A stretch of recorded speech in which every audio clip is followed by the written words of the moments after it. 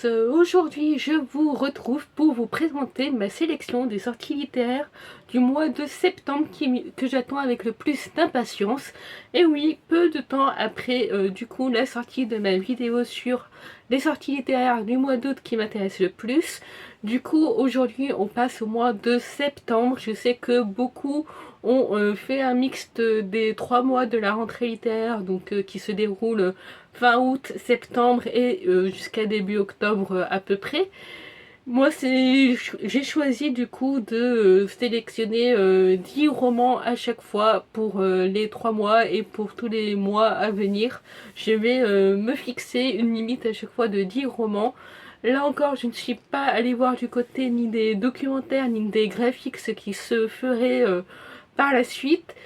Mais par contre, ça veut pas dire que pour le coup, je ne m'y attarderai pas pour les mois suivants. D'ailleurs, au mois d'août, il y a un documentaire qui m'intéresse. Pas le mois d'août, pour le mois d'octobre, du coup, il y a un documentaire qui m'intéresse que je vous présenterai dans la vidéo des sorties littéraires du mois d'octobre. Et croyez-moi, autant au mois de septembre, il n'y a pas trop de titres qui m'intéressent tant que ça. Moi, par rapport à la rentrée littéraire, c'est vrai que les titres que j'attendais le plus, c'était soit en août, soit en octobre qui paraissaient. Alors en octobre, par contre, il y en a beaucoup. Je vais galérer vraiment pour me limiter à 10 romans en octobre. Ça va faire mal au porte-monnaie aussi.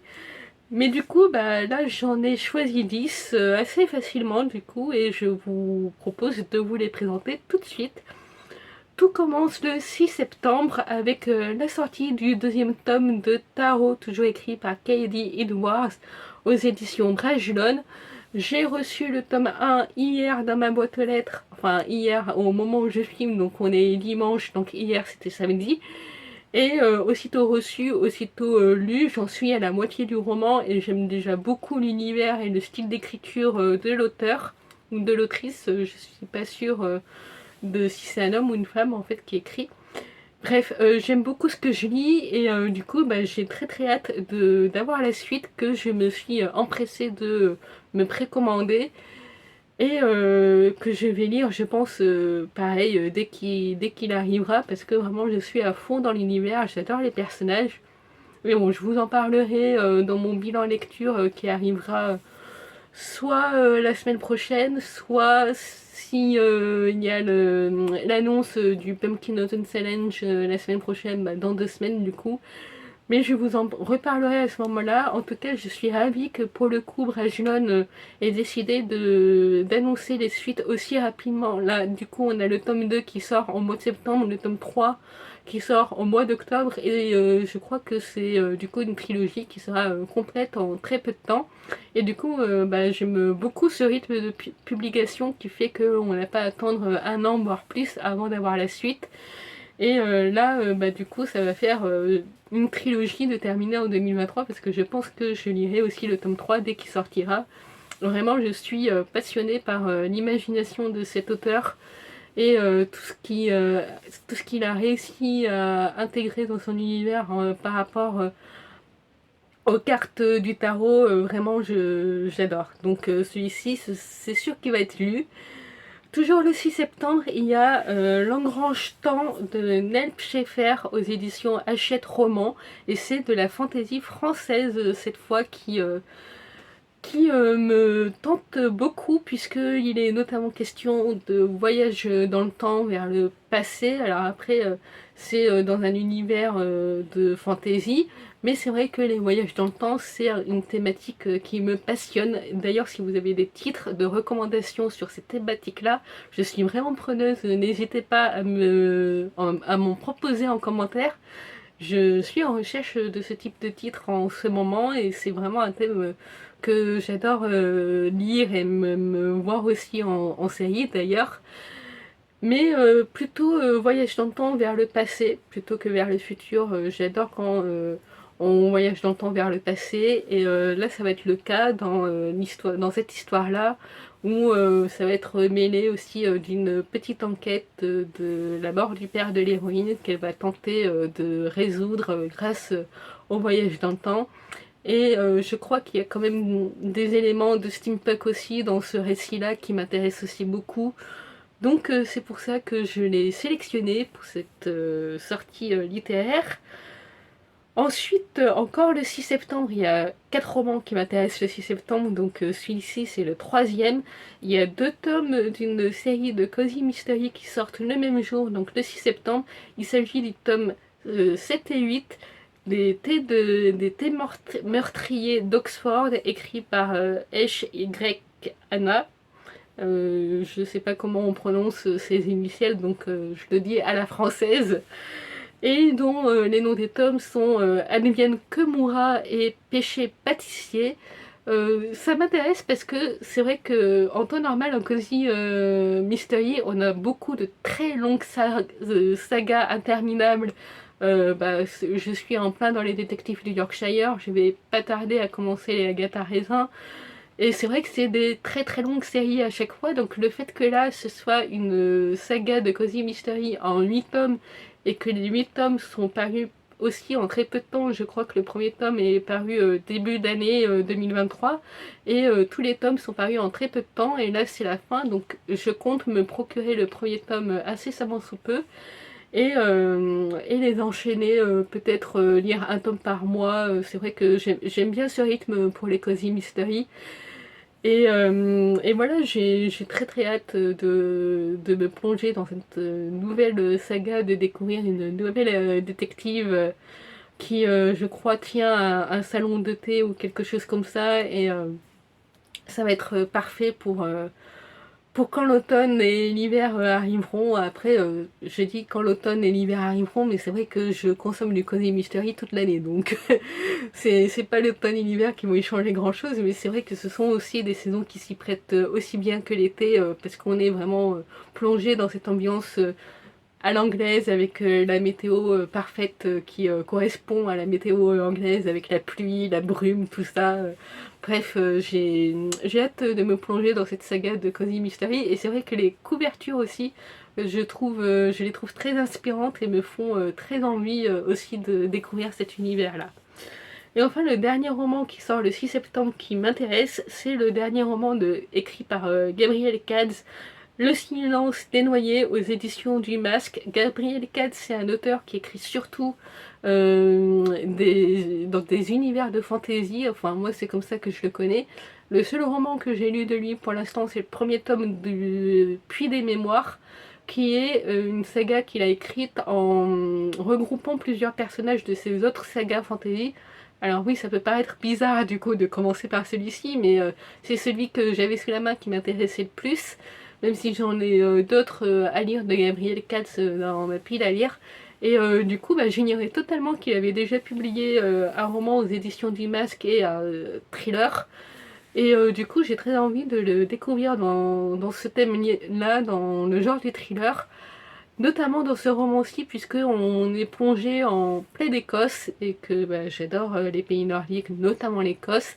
Et que là, on est dans un manoir familial la veille de Noël et on va suivre toutes les péripéties d'une famille de la noblesse écossaise qui va se voir avoir un Noël très particulier qui va malheureusement pour certains membres de cette famille mettre en avant certains secrets de famille qui se cachent au sein de ce manoir familial qu'ils auraient bien aimé oublier et ça va rendre pour eux un Noël assez malaisant cette année-là, donc pourquoi pas découvrir du coup ce roman-ci si je me le procure incessamment sous peu, le découvrir du coup pour le Call Winter Challenge, donc plutôt novembre ou décembre, comme ça se passe la veille de Noël du coup.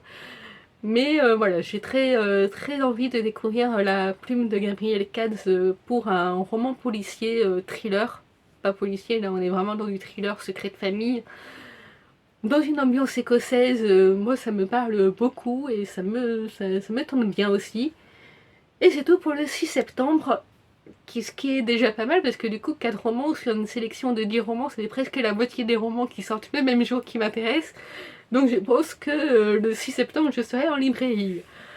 Du coup le 7 septembre on a le Silex et le miroir écrit par John Crowley aux éditions La Talente.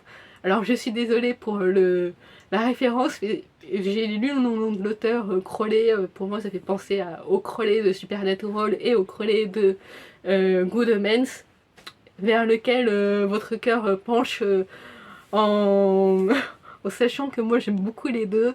Je suis incapable de choisir lequel je préfère entre le Crowley de Supernatural et le Crowley de Good Omens. J'aime beaucoup les deux et du coup bah, quand j'ai lu le nom de l'auteur ça a fait automatiquement dans ma tête et j'ai pensé à ces deux personnages phénoménaux pour moi.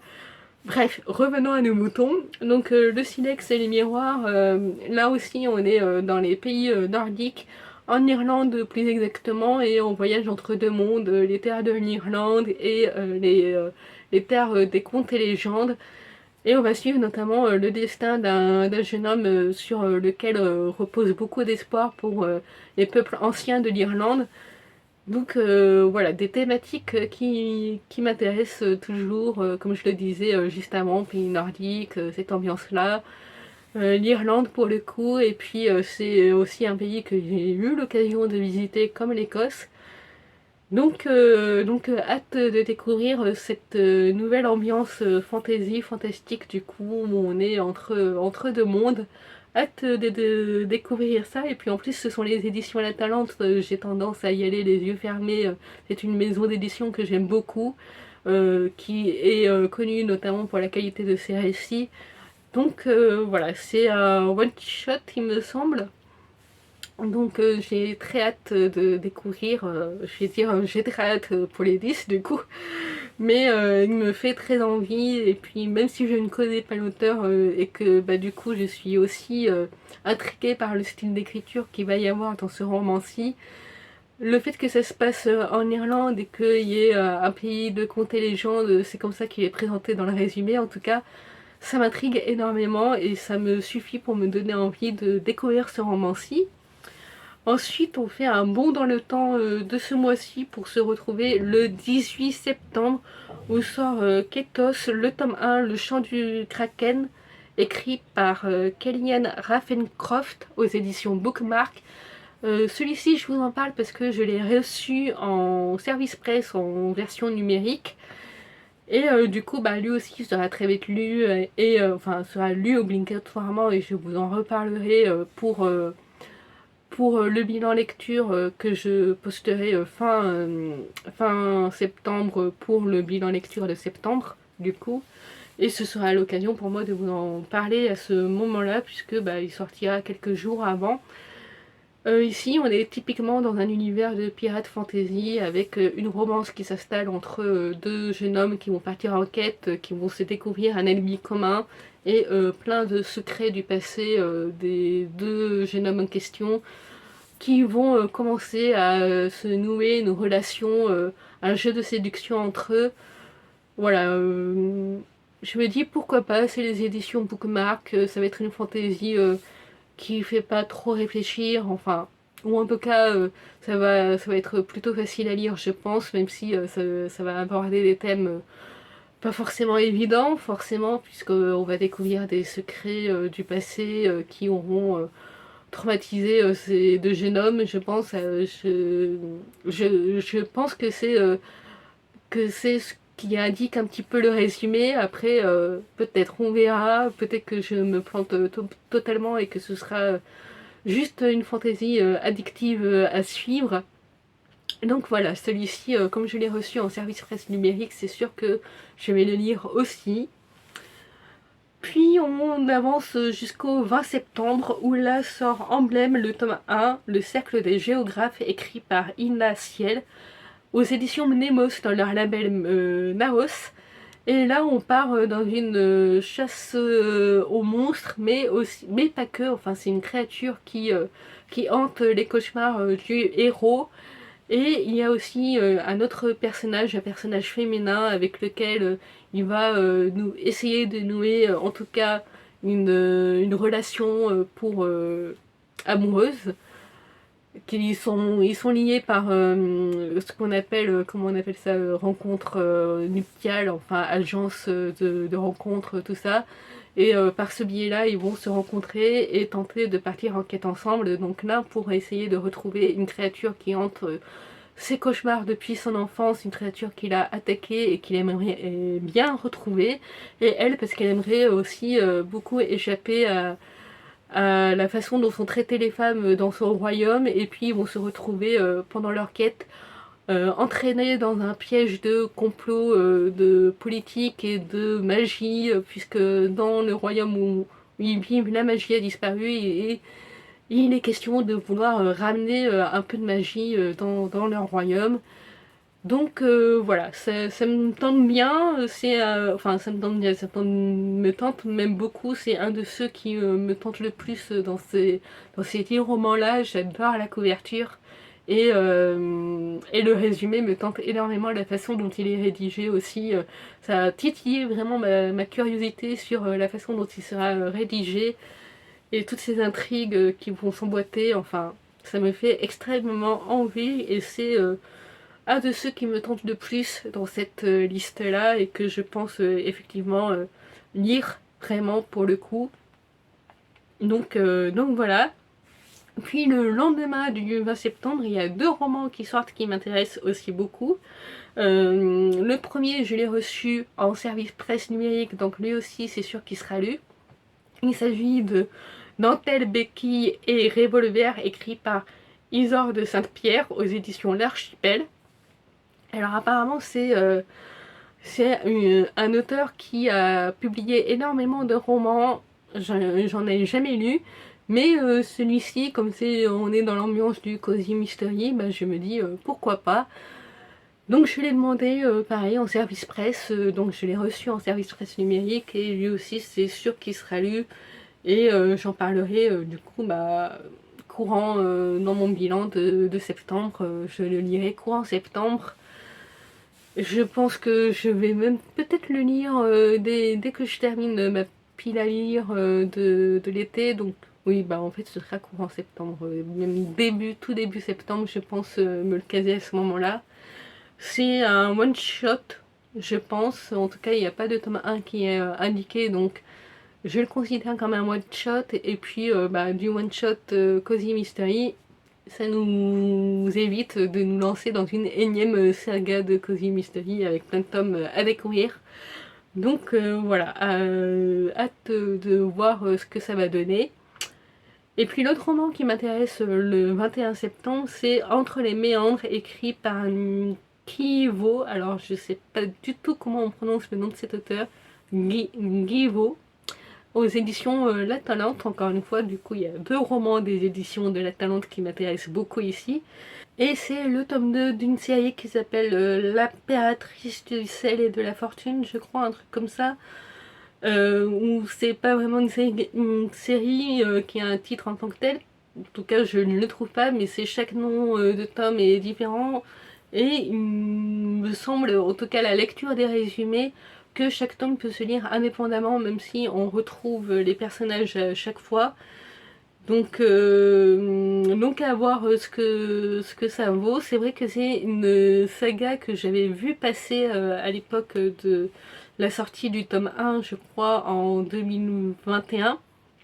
Et la couverture m'avait intriguée, mais je m'étais pas plus penchée dessus que ça. Et en checkant les vidéos de booktubers pour leurs envies de la rentrée littéraire, je l'ai vu passer à plusieurs reprises, et du coup je me dis pourquoi pas découvrir cette saga à ce moment-là. Je pense du coup soit essayer de le trouver en bibliothèque, ou éventuellement du coup si je le trouve pas en bibliothèque, me le commander.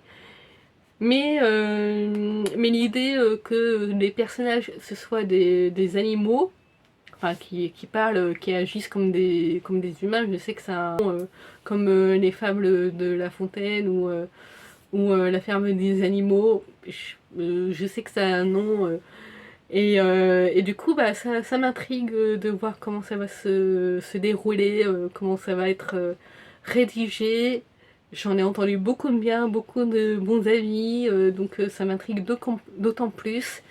Et donc là c'est le 3e tome qui sort donc le 21 septembre. Et on termine cette sélection de sorties littéraires en date du 28 septembre, où sort La maison au sortilège d'Emilia Hart aux éditions Les Escales. Donc là, on change totalement d'ambiance, on n'est plus du tout ni du côté des Cozy Mystery, ni du côté fantastique, fantasy. Là, on est sur 3 points de vue de 3 femmes de 3 époques différentes, qui sont, il me semble, en tout cas, on le voit par rapport au résumé, liées entre elles, et ça va être justement notre objectif à nous, de découvrir quel est le lien entre ces 3 femmes de 3 époques totalement différentes qui sont tous liées par une même passion pour les plantes.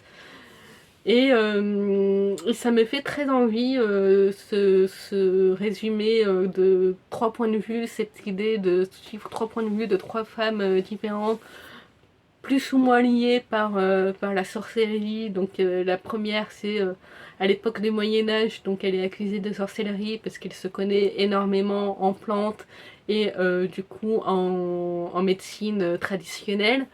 Il y en a une qu'on suit pendant la Seconde Guerre mondiale. Et il y en a une qu'on suit à notre époque actuelle.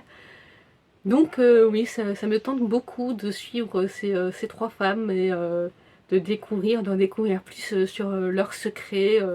Je pense secrets de famille, on verra bien, voilà. Donc voilà, c'est tout pour moi. Dites-moi si je vous ai donné envie de découvrir certains de ces titres. Vous, quels sont les titres qui vous intéressent le plus? Et moi, je vous dis à très bientôt dans une prochaine vidéo.